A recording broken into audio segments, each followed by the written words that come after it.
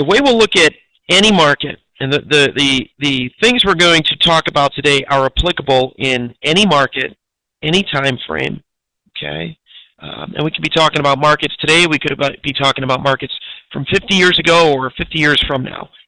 Supply and demand doesn't change, okay? A little review here. Area A on this chart, okay, we have prices just trading sideways candles on the chart, right? Supply and demand appears to be in balance during period A. Okay, price stability, every buyer, there's a seller at that price. All of a sudden at B, what happens? Price moves higher, it rallies. What's the only reason, what's the only thing that can make price rally at B? Let's get people involved here. Why does price move higher at B from price level A? What's the only reason? We could talk about indicators, oscillators, news, you name it. More buyers and sellers, that's it. I know it sounds almost childish to talk about it like this, but try to keep it this simple for a little bit and bear with me, okay? Prices rally from A at B because there are more buyers and sellers at A, okay? In other words, demand exceeds supply at A. While during period A, it appeared that supply-demand was in balance, it actually never was, okay? And it never is. It just takes a certain period of time for this unbalanced equation to play out. B tells us subjectively there's more demand than supply at A. Therefore, at C, okay, C is the first time price revisits this level, okay? So price is revisiting a level where we already know demand exceeds supply. C is where we would expect prices to turn higher. That's where we want to buy into this market, okay? All right. Okay. Pretty simple. If you looked at my trading and look back over the years, every single buy that I take looks exactly like this in any market. Okay. Understand at C that prices, again, revisiting a price level where demand exceeds supply. Therefore, it's likely to rise, and it does. Okay. Let's move on here. Okay. Now, what's very important in trading, again, keep it very simple. Let's take a look at this here. What I noticed on a trading floor for years, okay, and off a trading floor, is there are simply two groups of people out there. The very small number of people that actually make money consistently speculating in markets, and the very large number of people that consistently lose money speculating in markets. Okay? And when I saw on a trading floor, when you focus on the consistent losers, they all make the same two mistakes, and they're very easy to see on a chart. Okay? And here's the mistakes. Okay. Number one, they sell after a period of selling. Okay? Instead of selling at the top there, they sell right at the bottom of that decline, the red candles there. Number two, they sell at price levels where objectively demand exceeds supply. Okay? All right. Okay. Everybody understand that? All right. So if you consistently sold after a period of selling and sold into price levels where demand exceeded supply, what are the chances that you're going to make money on those sales?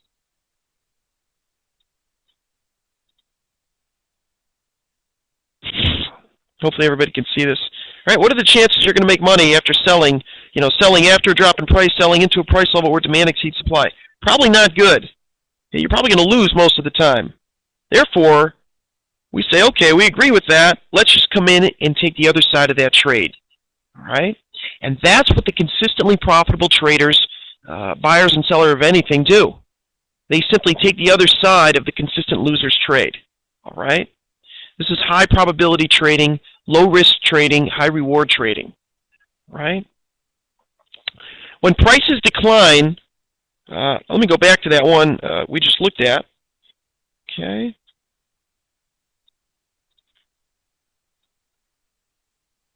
So when prices up here, again at C, decline back to C, right down there, we want to ask ourselves, okay, our rules are telling us to buy here, but who are we buying from? Ooh, let's investigate the seller that we're buying from.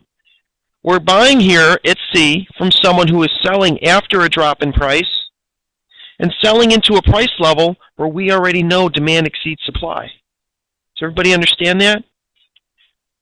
Okay. How do you know that? I see a question here. How would you know if buyers are not exhausted at C? Okay. So you're saying, I guess the question is, how do you know that there's buyers there at C? Is that the question? If that's the question, all you have to do is look at B when prices rally from A. Okay. Well, everything once A and B happen, we don't need any more information. We just sit and wait. I use limit orders. I'll put a limit order back down there around C. Okay. Maybe prices will come back in 5 minutes. Maybe they'll come back in 5 days, 5 weeks. Depends on the time frame and type of trader you are. Okay. How do we know the buyers are still there at C? Well, why did price rally at B? Okay. Price rallied at B because there were too many buyers at A. Okay. And how do we know that for sure? Because if supply and demand was in balance at A, you never would have moved higher at B. You'd still be trading sideways. But because there were more willing buyers at A than sellers, price could not stay in that range at A. It couldn't. It wasn't possible. It had to move higher. Demand exceeded supply. Okay.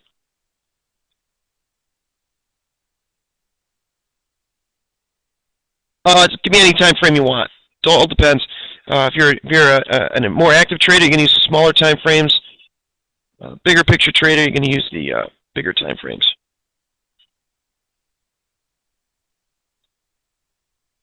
Okay. How do you know demand was not satisfied? Because prices moved higher. Okay.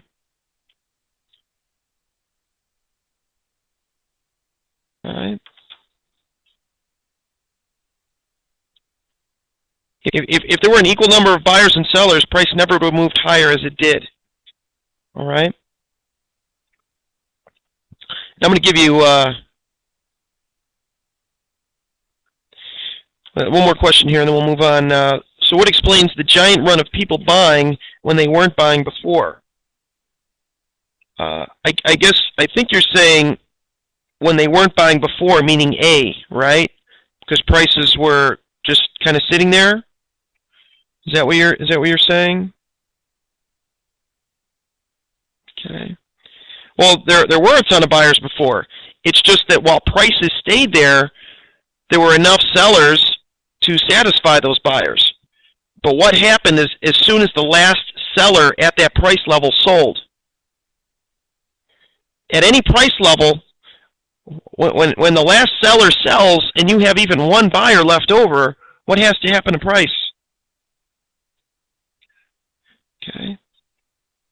Has to move up. All right. Let's keep plugging away here, and I think you'll get this. Okay.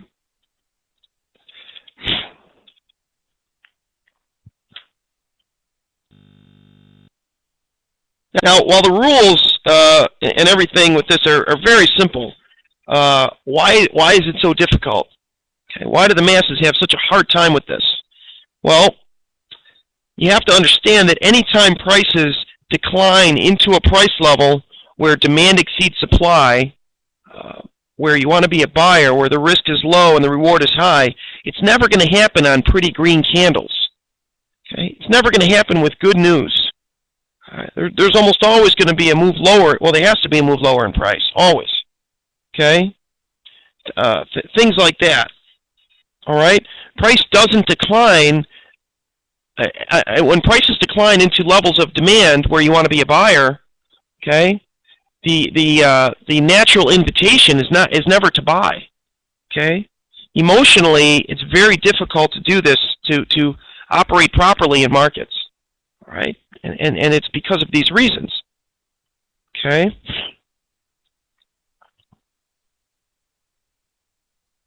Yeah, at the top of B there, yeah, there were some more sellers and buyers, but we'd have to look to the left to see that. I don't. I see this next question here. I don't know the difference between artificial buy demand and genuine buy demand. In my mind, demand is demand. I mean, if there's a buyer, there's a buyer. If you're talking more of like a level 2 thing, that's a different story. Okay. All right, so this is what makes this quite difficult for everybody. Most people are not comfortable buying after a drop in price. Okay, they want to see confirmation of a lot of buying. They want to see upsloping indicators and oscillators giving them buy signals. But obviously, all those things lag price. Therefore, they're not gonna come until the risk is higher and the reward is lower. Okay.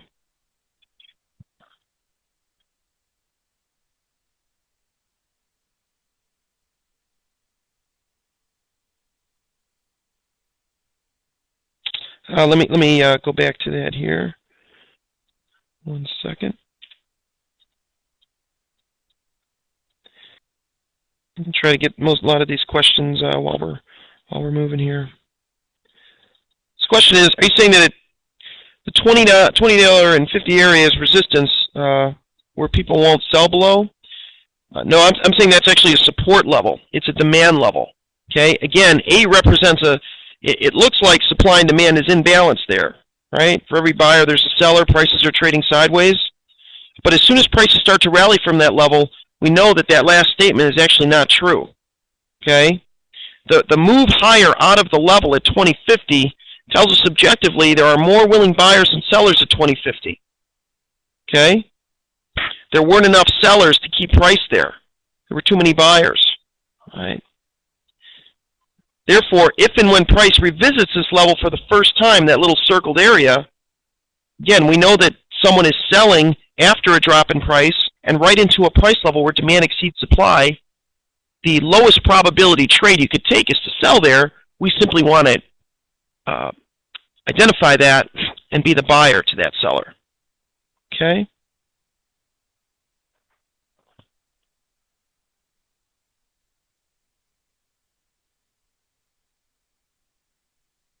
Another thing that makes it so difficult is that typically people load up their screens with lots of indicators, oscillators, all kinds of stuff, including news. Okay. Both of these charts are actually the same chart.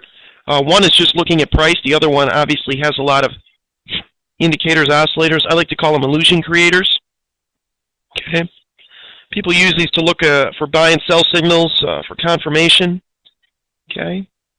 If you look at the chart on the right, again, the area A, prices stay sideways there for a short period of time, and then you have a pretty nice rally out of that level at B. Again, when price comes back to that level for the first time at C, we know that price is revisiting a price level where demand exceeds supply. We want to be a buyer there. The risk is very low. The reward is high. C is the low-risk opportunity to buy. While we could see that same picture over on the chart on the left, you could see that when you start adding a lot of indicators and oscillators and things like that, not only does it distort the picture, but it actually covers up all the information you really need. Okay. You're gonna make your money. I'm just reading a quick question here. Okay. You're going to make money on the turn. The key in trading anything. Okay, here's the key. The key. I don't care what anybody says about all kinds of different ways to trade and indicators and others. The key to making money in any market is getting as close to the turn in price as possible. And a lot of people will jump in and say, well, that's just picking tops and bottoms and blah, blah, blah. We're not just picking tops and bottoms. A lot of times we'll get very close, and sometimes we're not picking every top and bottom, and we're not getting every turn in price. We're focusing here on the highest probability turning point and diving into the logic as to why that is true. Okay? I don't care what you trade. Stocks, futures, Forex, options, you name it. The closer you can get to the turn in price, the better. And if you've ever spent any time on a trading floor or ever watched how order flow works, it's very obvious. You could see very clearly exactly when prices are going to turn. Okay? When I would be on the trade desk, and let's say we're doing let's say I was looking at the working the yen futures that day, and I had a ton of sell orders to sell at 95.50 in the yen futures. Okay, I'm just throwing numbers out there, and let's say the market opened up at about 9,500, and I look down at all my stacks of orders that I've just now organized according to price, and I see that I have the biggest stack of orders is to sell at 95.50. Well, somebody tell me where resistance is. Where's supply? What price? Market's opening at 9,500. Well, the largest stack of sell orders in front of me is at 95.50. 95.50. Do you care? Does it matter what any big, what the head of the Bank of Japan says, or Alan Greenspan at the time, what he says, or any indicator or oscillator? Does any of that stuff matter?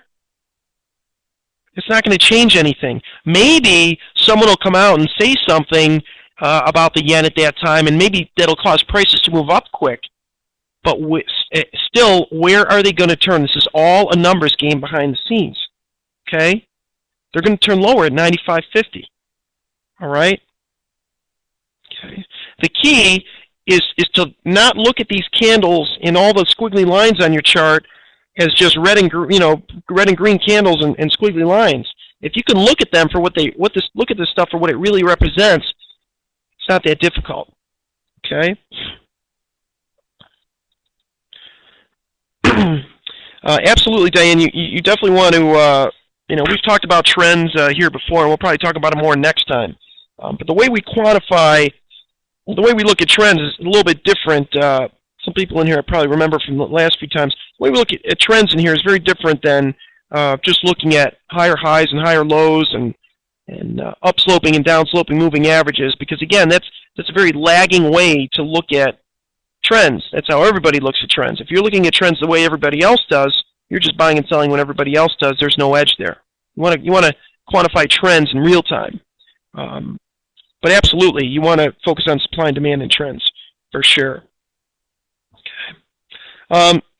These charts in here, I've seen a couple questions on this, with these time frames. Some of these charts are larger time frames, some of them are smaller time frames.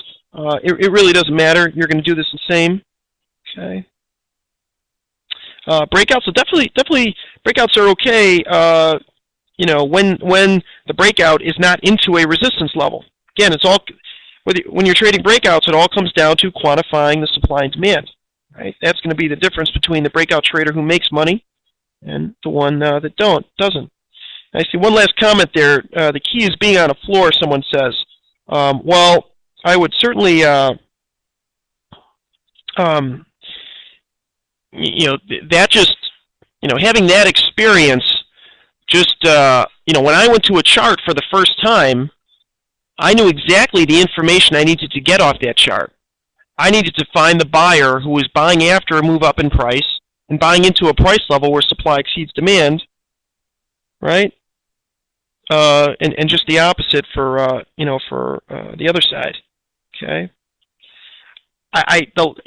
Years later, when I started to see some of these trading books out there and a lot of these trading courses and seminars that are teaching all these, indicators this and oscillator that, there are, first of all, I thought it was a little crazy, but once I started to see when those buy and sell invitations were occurring, I loved it, because the masses are invited to enter markets at the absolute worst time, right? So if you're trained to get in before that when the risk is low and reward is high, well, that's what you want. Okay. Question about the Forex. Yeah, I love the Forex markets. I trade them all the time. And these, if you're talking supply demand, you're never going to find better markets than Forex. Okay. Okay. I'm going to give you a website here in a minute.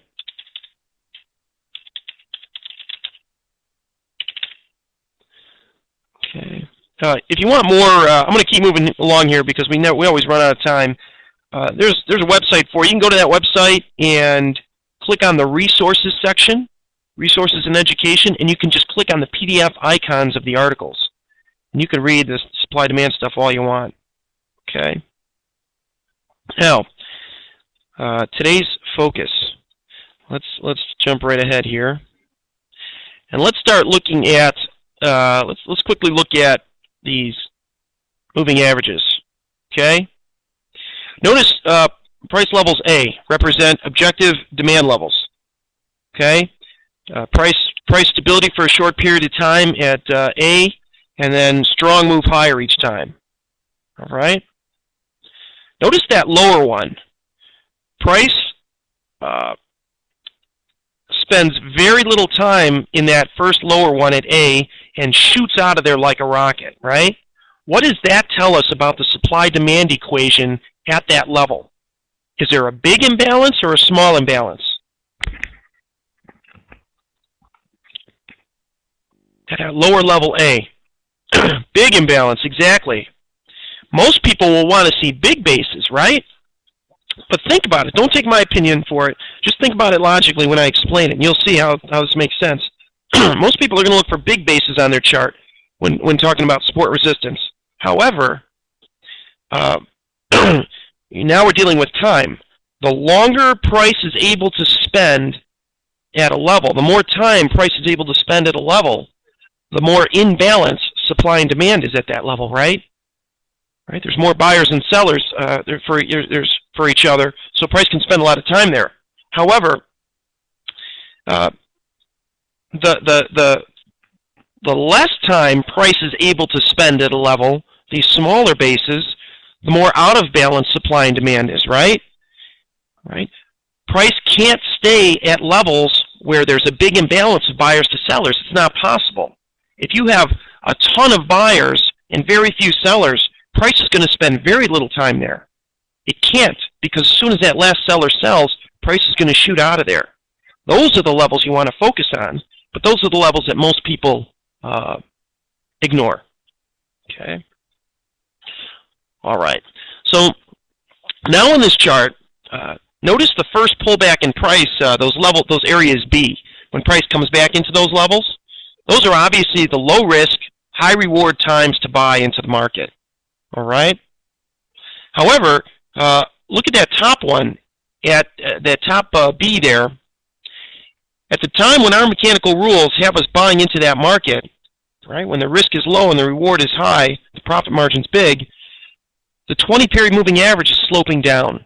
Okay. Anybody that uses moving averages to identify trends is never going to buy there. They're going to ignore that buy signal.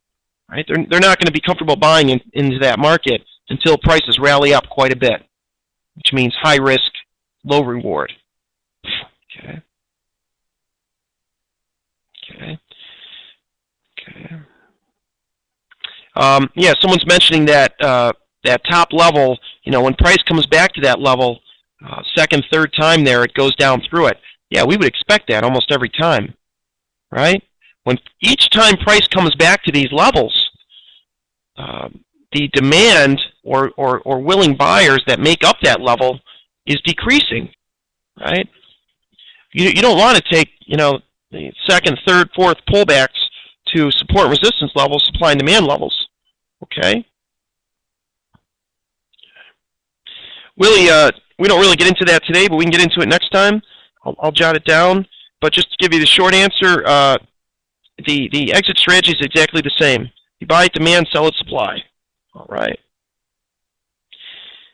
Yeah, thanks, Boyke there. I see a couple times he's asking people to kind of just, in other words, let's get through this and we can ask questions after. He's been through this a few times, and you know, a lot of times when I always know, I've been doing this for a while, when there's a lot of new people, what we're talking about here is very foreign to most people. But don't take that as a bad thing.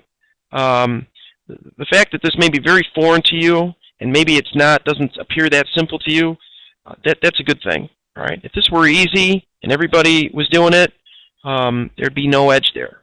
Okay. I'm comfortable talking about it and laying it out there because even though the rules are extremely simple, and making this mechanical is very simple, but I know that most people out there, but if you just sit in front of a screen and try to just push the buttons, emotionally, this is almost impossible to do. Okay, so let's continue here. The second one, B, again, at the time when the at B here, where we want to be a buyer, the 20-period moving average is sloping down, and prices are below the 200-day moving average. Okay, most people are not going to buy there. Most professionals are usually going to say, definitely don't buy this market. We're now below the 200-day moving average. Okay.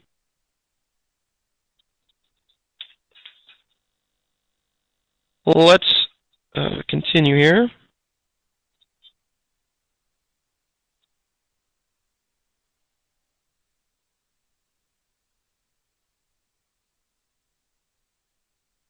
Yeah, I'll answer questions as long as we can stay in the room here. But also too, you'll have my email.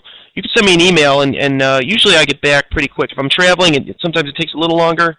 But I'm around for the next for a while here, so I should be able to get back to you pretty quickly. I can also email you a good portion of this presentation if you want that. So just take my email address, if we don't get to your questions today, don't worry about it. You can send an email and we can chat there. Here we have. Let's focus on this first demand level, the lower one on the chart. Again, cluster of trading prices shoot out of that area. Not only do they shoot out of that area pretty strong, there's a little gap there, which is very nice. Okay. Notice over to the right, the first time prices come back to that level where we want to be a buyer. Okay. No problem. We let prices come into the level. We buy as they're leaving the level with our stop just below the level. Very low risk, very high reward.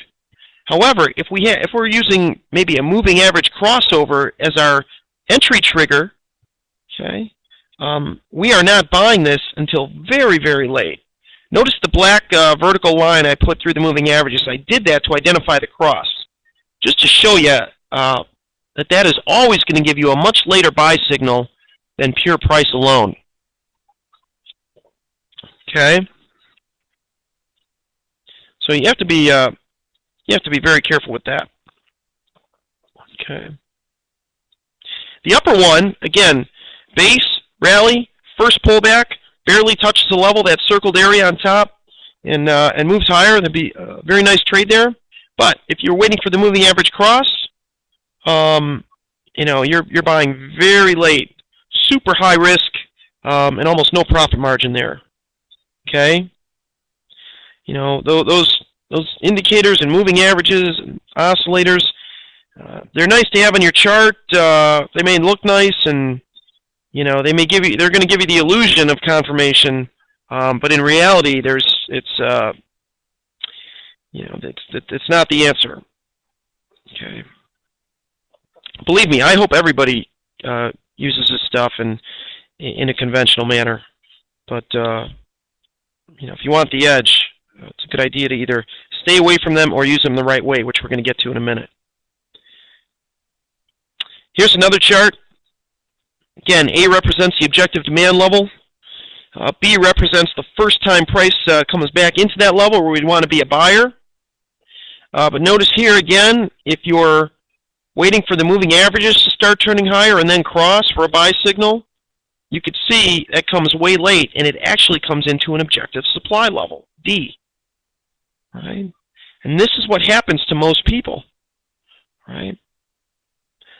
I can't tell you how many people I see with Forex automated strategies that they've built on TradeStation or somewhere else They back test them. They come up with these unbelievable numbers on years of trades, and then they start trading it with real money, and they don't make a dime. In fact, they lose most of their money. Right? They're lucky if they get one winning trade out of it.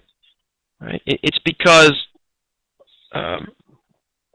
all they've done is really form fit they really just form fit to the best trades in the past.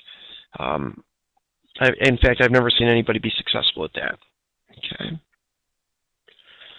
So hopefully I'm pretty clear here on how the lagging moving averages, the crossovers, come much later after the ideal buy and sell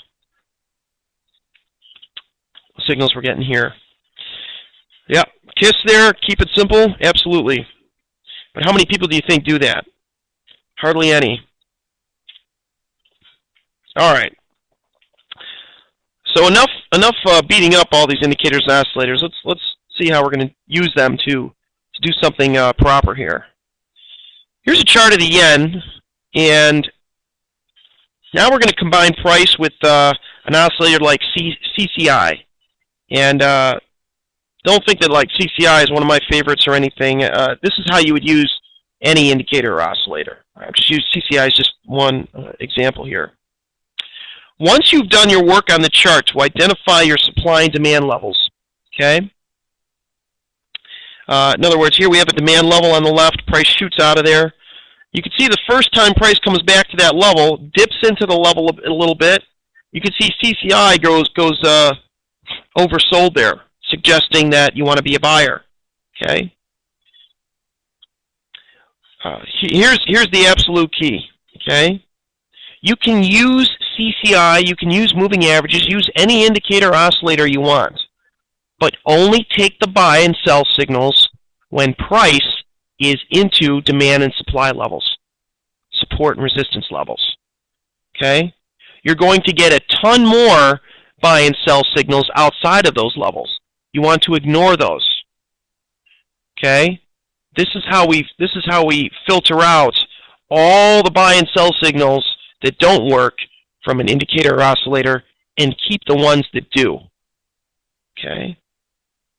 In fact, if we spend a few minutes on this chart, you see the circled area on CCI. That buy signal also comes when price on the chart is revisiting the demand level. Okay? But look just on the CCI, the circled area, look just to the left of that.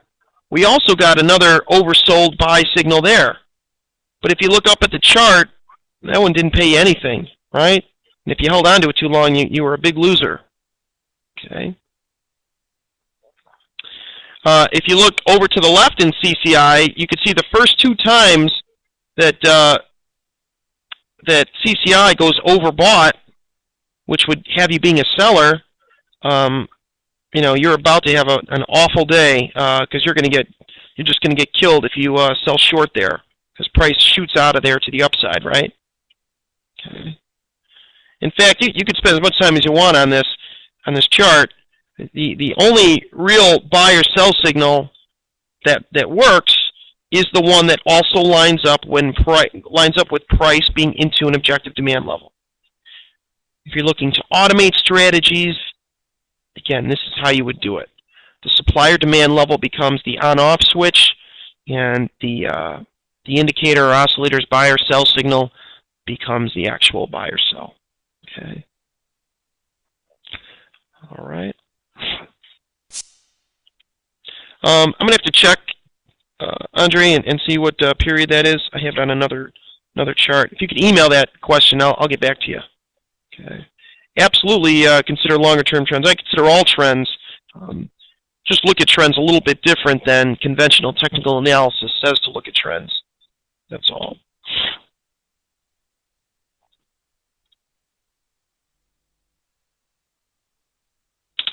Here's another chart. Okay. Again, no. But before let's just start kind of on CCI here. If you look in the middle, you see where CCI goes overbought, right? Goes above the top green line there. and it stays overbought, this is where oscillators break down, and they all do this, okay? When prices start trending higher on the breakout of that demand level on the chart up there, as they're moving up, the oscillator is going to stay overbought. And if you're looking at that and selling short, all you're going to do is, it's just going to be loss after loss after loss, okay? But you understand that? All right? That thing's going to stay overbought until it stops moving higher, right? In a sideways trading range, an oscillator may be okay, but as soon as prices start to really trend and move strong out of a sideways range, and that move out is when you really want to start. That's where you really can make your money. The oscillator will kill you. Okay. All right. So if we ignore all those CCI signals and only take the one that also that comes when price on the chart is also into a demand level, now we're filtering out all the buy and sell signals that are not going to work, and we're keeping the ones that does.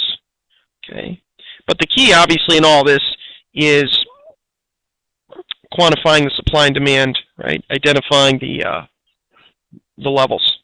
Okay. Yeah, you could do breakouts. We're gonna look at breakouts in just a few minutes here. We'll get to that. Okay, I just want to show you some of these.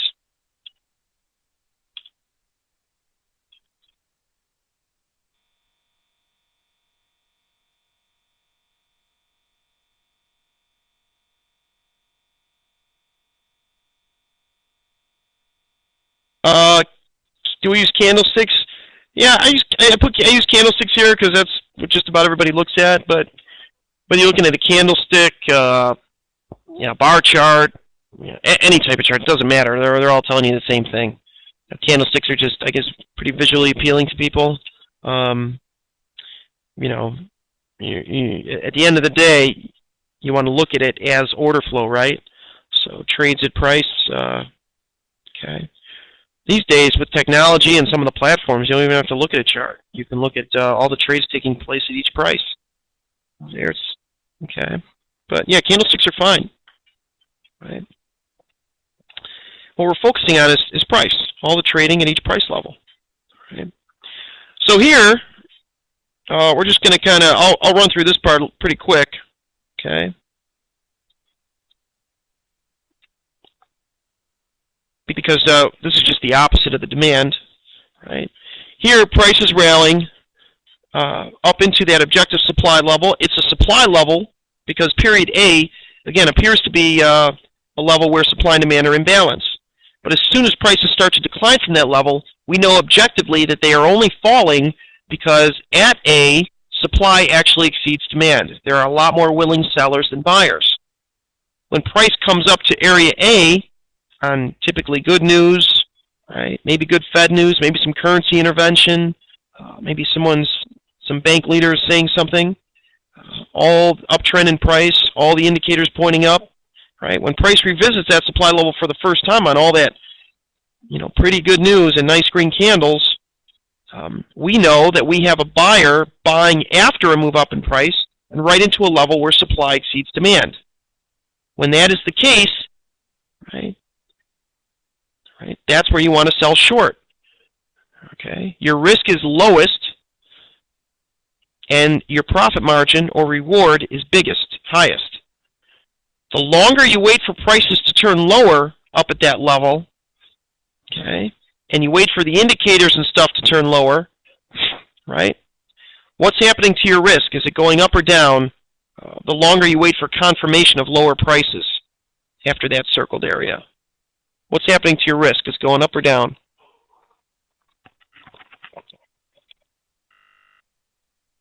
Right. And what's happening to your profit margin? Is it going up or down? Right, down. So the key is shrinking. So the key, but if you're using indicators and oscillators the wrong way, you're always going to be buying and selling when it's high risk, low reward. Okay. If you wait for all the news to confirm what you're doing, or the candles to confirm what you're doing, same thing. Right? That's why it's so important to enter at as close to the turn in price as possible when the risk is low and the reward is high. All right. Again, here, just about 30 seconds on this slide. Okay. Again, coming from a trading floor, watching the majority of people lose consistently and focusing on the same two mistakes that all consistent losing speculators make. They buy after a period of buying, and they buy at price levels where supply exceeds demand. The laws of supply and demand say you will consistently lose if you do that. Okay? We simply want to identify that. We want to become proficient in identifying that buyer, that novice buyer, okay, who's buying on emotion for all kinds of other reasons. We want to become proficient in identifying that person and simply come in and take the other side of their trade. Okay.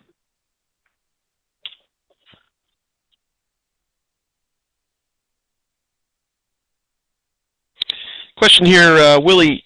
So basically, you use indicators just as a confirmation when you're approaching your targets. You could. That would be the way to use it. I don't use them, but if you're going to, that would be the way to do it. Like I'll show you an example here. Okay. Right. If you were to use indicators, this is just the opposite of what we saw a few minutes ago with the buy signal in CCI. You would let price come up into that objective supply level up there. And if you need some indicator oscillator to give you some confirmation, you would also look down and see that CCI is also oversold. Okay? I'm sorry, overbought. Overbought. All right, in that circled area. Okay? No, I don't use them. All right. Okay, so, but again, you could see here too, look at the initial drop in price out of the supply level. You see how right away CCI goes oversold? Just giving you buy signal after buy signal as prices are falling? This is why people get hurt so bad using these indicators and oscillators. Okay, they don't understand how they work. Okay, the indicators and oscillators, they have no concept of ongoing supply and demand in the market at different price levels. Okay, there's not an indicator or oscillator on the planet that's focusing on that or looking at that or cares about that. Right? Yeah, I only use support resistance lines, supply demand lines. Okay. But what I'm saying is if you want to add indicators and oscillators, that's okay. Just make sure you use them the right way. First, do your support resistance lines, your demand supply lines. Okay. And then when price comes back into those levels, given your buy and sell signals, if that's not enough for you, then you can use something like a CCI or an RSI or a moving average or any of that stuff. Stochastics are fine, any of them. Just only take the signals that line up with price being into a level. Okay? Clean chart trading, exactly. I don't know any other way to do it. So.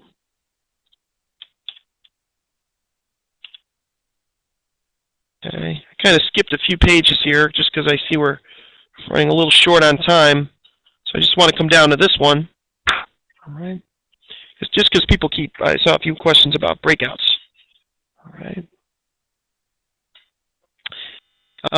The key to breakouts, okay, knowing whether a breakout's going to work or not. Let's focus on this chart on the right, okay, is knowing where your supply and demand levels are.